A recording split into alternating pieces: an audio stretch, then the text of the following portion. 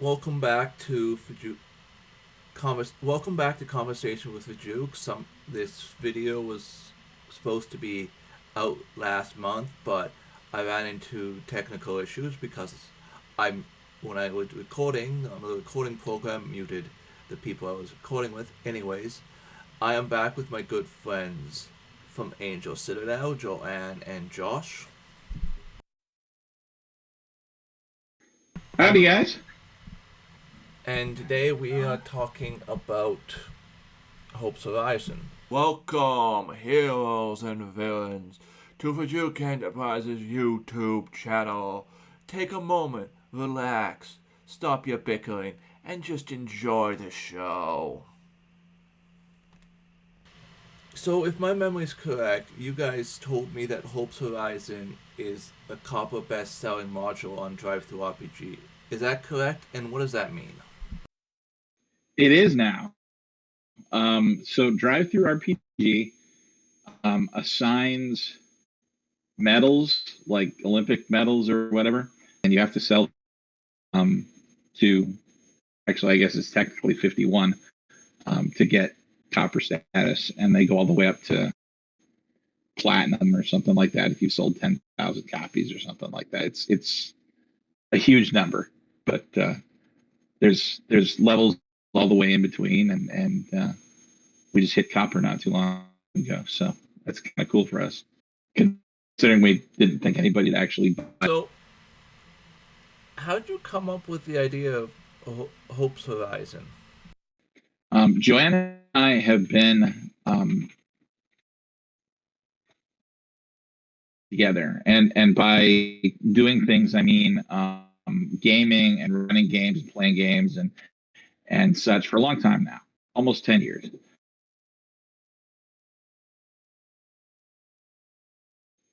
Gaming together within the first year and a half or so, we decided that we wanted to do something different. We wanted to do something more. And we actually started writing fiction stories about the games that we were running and playing in, using those characters. And um, that sort of expanded. We've written a lot together, like a really, really lot. But Hope's Horizon actually didn't start out as a science fiction thing because we wanted to see if we could write science fiction.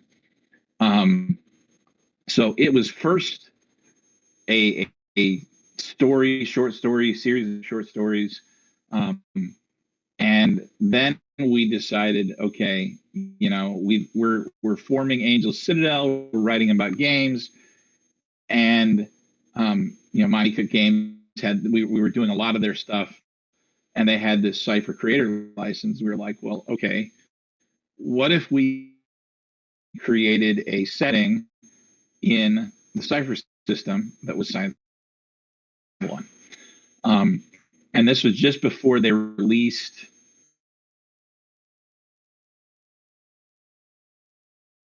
science fiction for the Cypher system, but there was no science fiction. It was all fantasy, and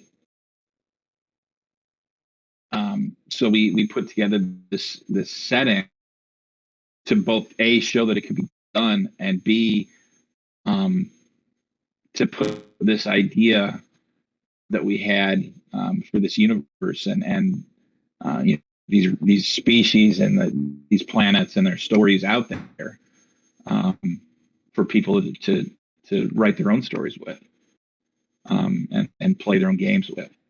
So that's where Hope's Horizon came from. It actually didn't start out as a game; it started out as a short story.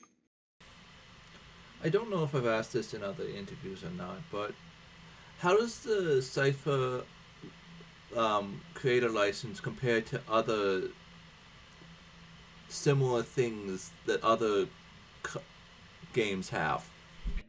So with the Cipher Creator license, when it was around, note the past tense there it was. The only way you could use the Cipher Creator license is you had to release it only through Drive Through RPG. You had to use specific documentation, and you had to put their logo. Like if you look at the cover of Hope's Horizon, you'll see our logo, but you'll also see the logo for Monocook Games, their Cypher Creator logo. However, since we released Hope's Horizon, they the Cypher system has come out with its own OGL SRD for Cypher system, and we're still researching that because we're going to be, when we release the full setting book for Hope's Horizon, we're going to be using that instead. But the major difference is that with the Cypher Creator license, we couldn't use anything that was actually in the books. We had to reference page numbers and locations. So, like any of the abilities, I could write the name of the ability, but I couldn't describe what the ability was. I was only able to list where you could find it because it required you buying their book, which I agree with. It wouldn't be fair to them for them to not be able to get financial gain from products that are being made based on their games. Now, that being said, she said they've since released the Cypher system license, and a lot like Wizards of the Coast OGL, there's a system reference document,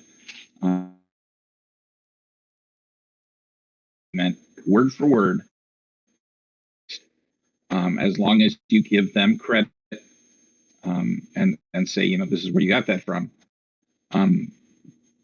You can use anything in it, and it's like 400 pages long. I mean, it's huge, but it's basically the text of the whole Cypher system rulebook. So all their stuff now that they're releasing, or that third parties are releasing, is happening under this new Cypher system OGL, and so they're not like partial books like we had to be for our starter kit. They're full on setting books. So, was it just the fact that Cypher system didn't have sci-fi that you chose it versus other Gnostic systems? The biggest reason why we picked the Cypher system is because with the Cypher system, the biggest reason why we picked it is because at the time, their community relations manager, Darcy, was very involved in the community, was very helpful, and between Darcy and Charles, we felt comfortable using the Cypher system and working with Monocook Games to develop stuff. When you go to look at the other agnostic games, you don't get as much prompt feedback. The other ones that we looked at, we also weren't as familiar with. So we had been playing the Cypher system before we wrote the stuff for Hope's Horizon. We had been playing or running games in the Cypher system or in Numenera for multiple years. The other agnostic systems like Fate, we hadn't really had a chance to seriously sit down and play.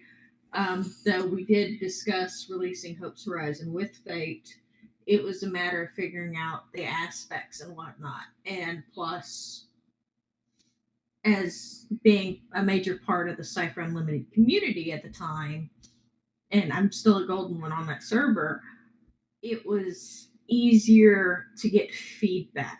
And one of the things that we've discovered with releasing any product, you really need the feedback. Now, that's not to say that you couldn't release it with. I mean, there's plenty out there, and there's plenty that would work. It would work just fine with any of the Forge in the games. It would probably work fairly well with Savage World. I mean, it's. Well, I'll be honest. I'm looking forward to what the Pathfinder crew, Paizo, comes out with for their OGL. I'm going to be eyeing that pretty hard. Because, come on, if WotC can release Spelljammer, I can do something with Hope's Horizon. But Fair enough. to be honest, our big thing that we look at is who's running the company over anything else. From what I can tell from your own Discord community, you're still pretty good friends with those people. We are. We still keep in touch with a whole bunch of them. We've branched a little bit out in in the past year and a half, partly because of the doing to build our own system. And when I say research, what I would actually mean is spending money on role-playing games, because Kickstarter's an addiction. Stay away. You don't want to do that. But I've spent on role-playing games for Kickstarters, and as these come in, we look at them and we say, okay, hey, is this something? What are they doing right? What are they doing that we don't like? What kinds of stories with this game or with this other game, or is this system flexible? What kind of design choices did they make? And that what I about is what people have done and seeing what works and what doesn't work, and then what we want to use. Now, when we're still very actively involved in conversations with a whole bunch of, but we've also to include some other people, several of which are on our server. We've got the creator of New Edo on our server. It's a cyberpunk game. We've got the creators of Quarter Blades on our server. That's a Forged in the Dark game. There's all kinds of friends that we've made in the gaming community that have informed how we think, and that's been really fun to do. These people and enjoy conversations with them and support their work and they're really wonderful people. So,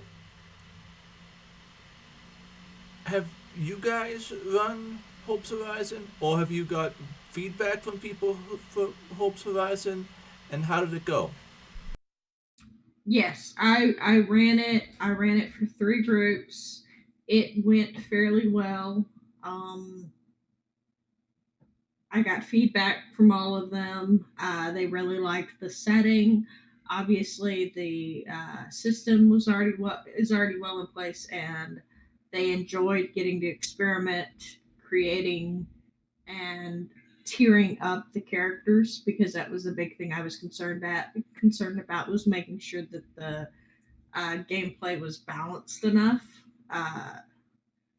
But yeah, they seemed to like it, and they said that they were looking forward to seeing the full setting come out. I know you've explained it to me before, but can you explain what the difference between tiering up and leveling up?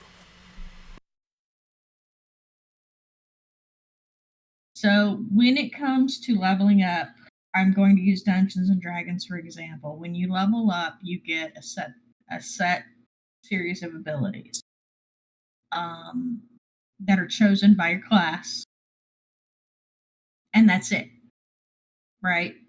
That's what you get. If you're a warrior, you get, or if you're a fighter, you get fighter abilities. If you're a druid, you get druid abilities, and that's it. Or you get, and sometimes you get spells if you're a caster. When it comes to tiering up in the cipher system, you don't just get random abilities. You get to choose. So for each tier, there's 4 portions to a tier. And you have to pick from those portions what you're advancing in. Let me pull up the book. So you pick whether you want to you have a new ability. You have a new, you increase one of your 3 abilities. You have a new skill. You have a new special ability, and you increase your effort score. And once you've done all 4 of those things, you become another tier. And when that happens, you get additional stuff that happens as well. So it's both fixed and fluid. You don't have to do them in order. You don't have to do any specific one.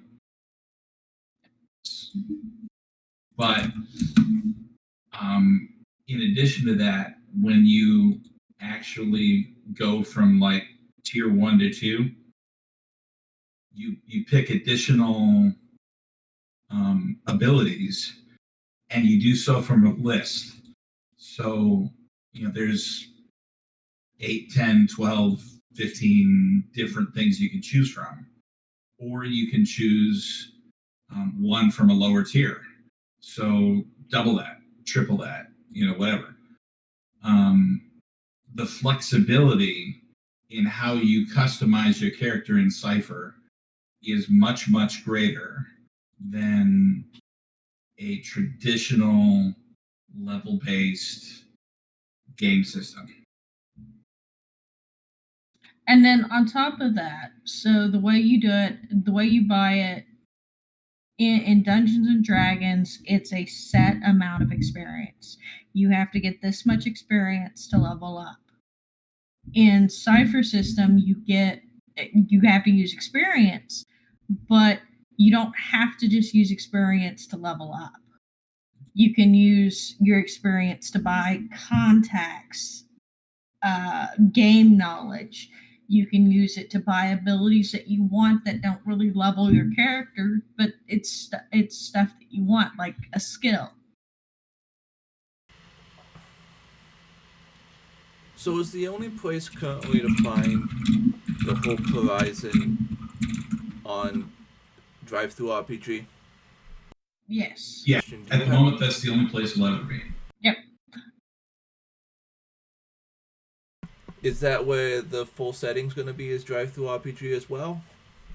It's going to start there. We're still discussing whether or not we want to release it on itch, because with us releasing it in as an OG under their OGL license, we can release it under itch. We just haven't decided that yet. That's a question we're discussing, because having it released under drive-through is a lot easier because we buy a lot of stuff from drive-through. I'm going to change my my penultimate question to this. What is the setting of Hope's Horizon? Because I don't think I asked that at this interview. The setting of Hope's Horizon is a world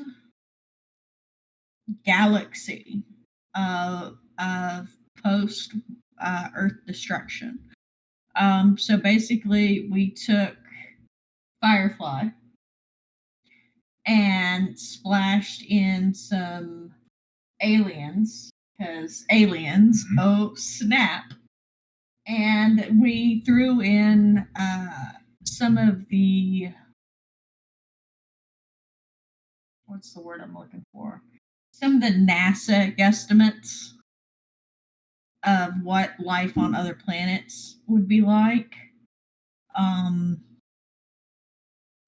And then we just kind of liberated stuff from different videos and movies that we watched, like when the ships are added on the in the master setting, instead of getting around through speed of light, we're using jump gates similar to Mass Effect, but it's not an actual stationary gate. It's going to use calculations like you'd see from Wing Commander.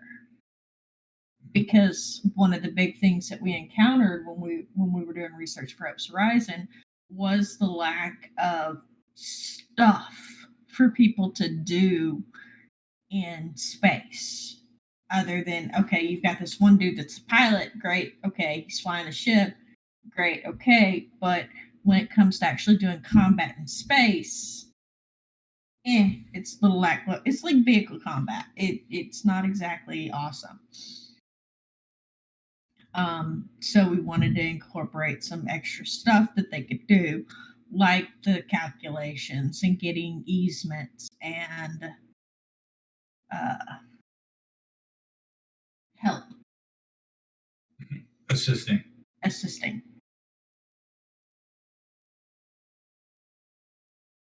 And then, like, they'll have to do the it'll slow up combat. It slows up combat a little bit when it comes to ship, but not nearly as much as I had feared. And it's a little more engaging for the players than static number versus static number. Mm-hmm.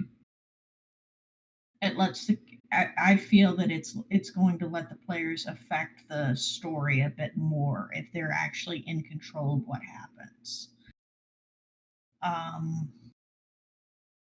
But yeah.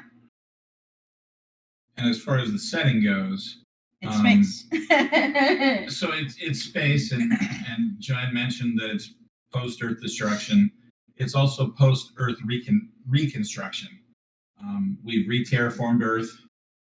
We've terraformed some other planets, and in our exploration, we found aliens, a few aliens, and then we found an alien league. And between the territory that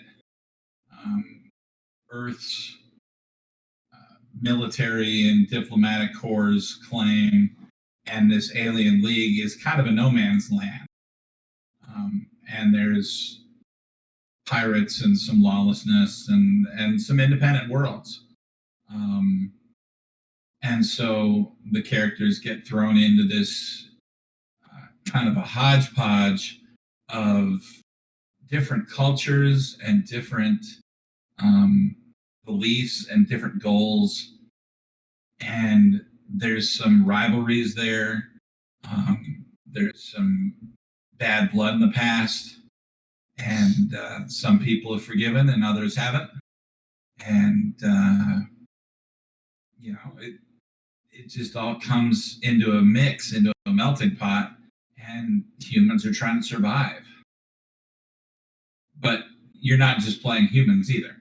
So you have the ability to be all these other different races and or species. And my favorite the galaxy from there. Yes, we have cat people. That's because cat people are awesome. Says the woman with cat ears on her head. Because they're awesome. Because they are awesome.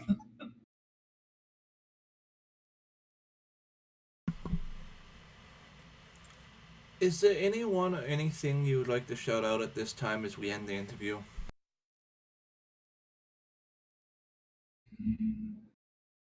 I'll always take a second to shout out our friends over at Manapot Studios. Yep. They're awesome. We love them. We love them. Cypher Unlimited is where we started. But in the course of finding people, we found them, and they're family. So. Yep. And also shout out Cypher Unlimited. I should be spending more time with them again as this year gets started. But I'll shout them out. If you've got Cypher questions, that's the place to go. Pretty much everybody there is more than happy to answer questions and help out. And they're all good people. I've just been... Life happened, and it's happening at the speed of baseball right now. So, but yeah. And I guess I'll also shout out Mean from Mr. Mean Oh Speaks. He's on this really awesome health kick of planning to lose weight, and he's a good place to go to talk to people He's got a lot about of other publishers over there. games. He's got a lot of publishers, and they talk to people, and you can find games there too. So, I mean, I could sit here and shout out all the people that I love. You know, golly, there's a lot of them now. There's a lot of them. Hey, how much time do you have? Yeah.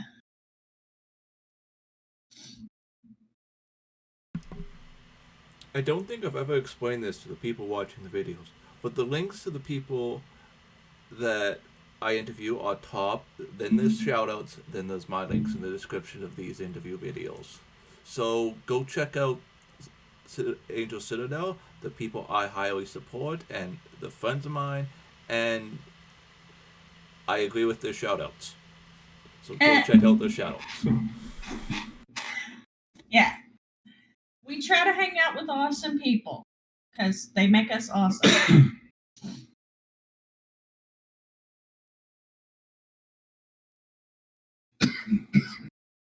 I hope you all have a great night, and we'll talk to you in the future. You bet. You bet. I look forward to it.